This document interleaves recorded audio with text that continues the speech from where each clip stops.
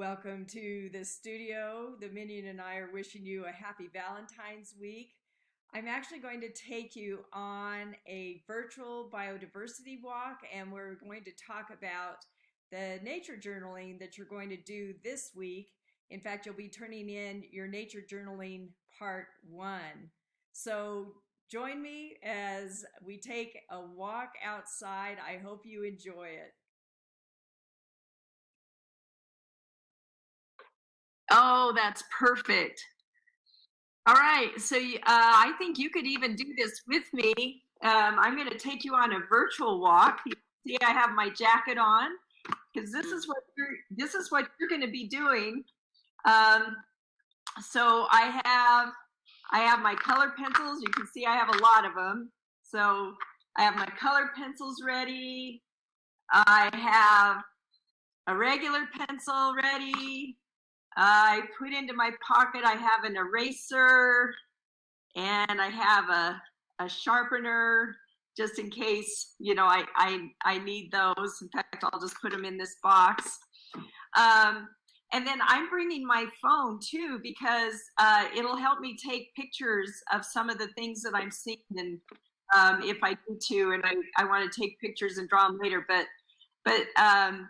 So what I'm going to do, Aiden, is I'm going to walk out my door, and you're going to see some things that I'm seeing, and then we'll just sit and we'll do some quick drawings of those things. All right, so you want to get yourself ready for going out to do your journaling. Again, take whatever materials that you want, that you feel comfortable with. And especially feel free to take your phone if you want to focus on your drawing a little bit more. This entire walk actually took 30 minutes, but I'm not going to take you through the entire 30 minutes.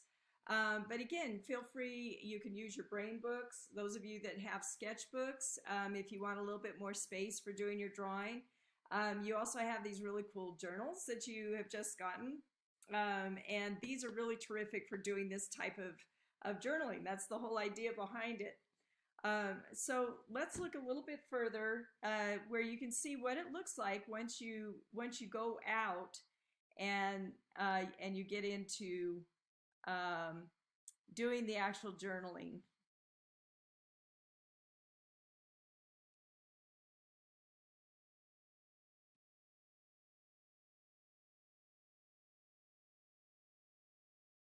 Yeah.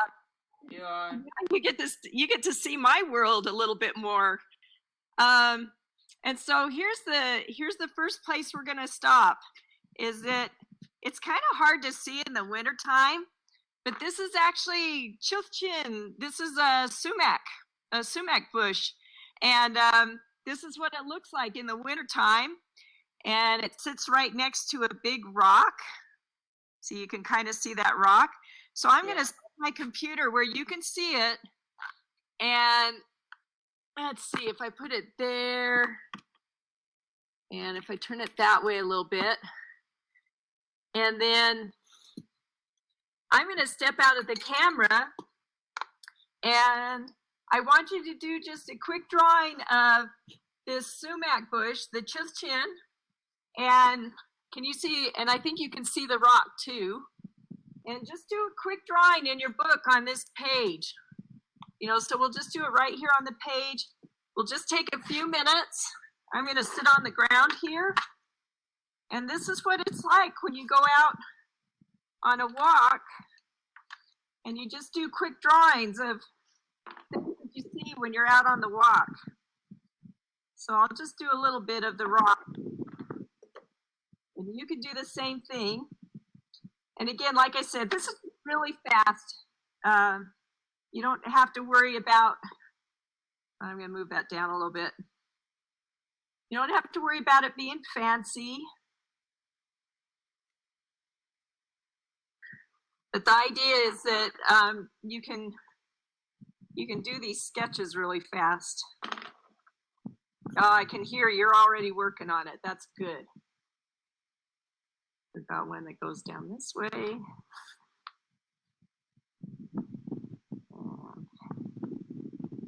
Goes that way. And comes up.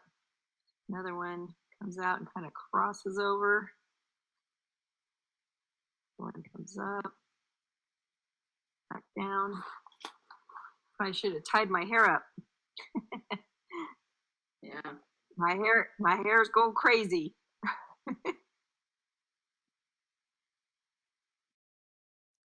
All right, so you'll get the sense of, you know, how you can just sit and take some time. And again, I'm kind of moving you through this quickly because there's no need for you to watch the entire time that I was out there. But you know, you start to hear things. We actually heard a robin singing in the background while we're doing the drawing. You know, you can feel the wind, and so you can make those other observations. Um, in the biodiversity walk, you know, you can be making note of any kinds of plants and animals that you see.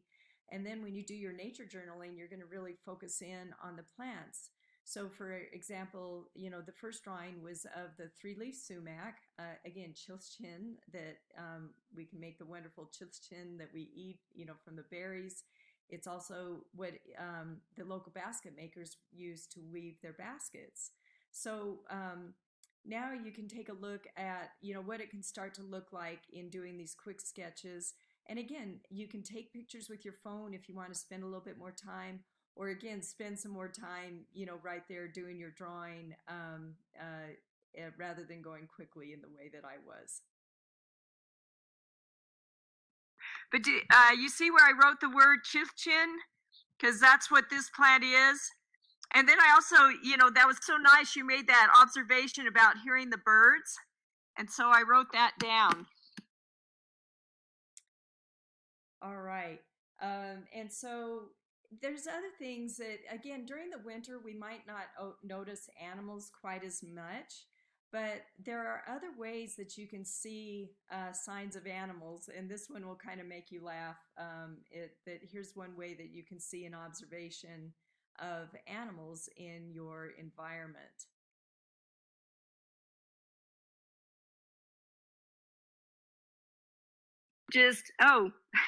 Well, here's something I can observe right here.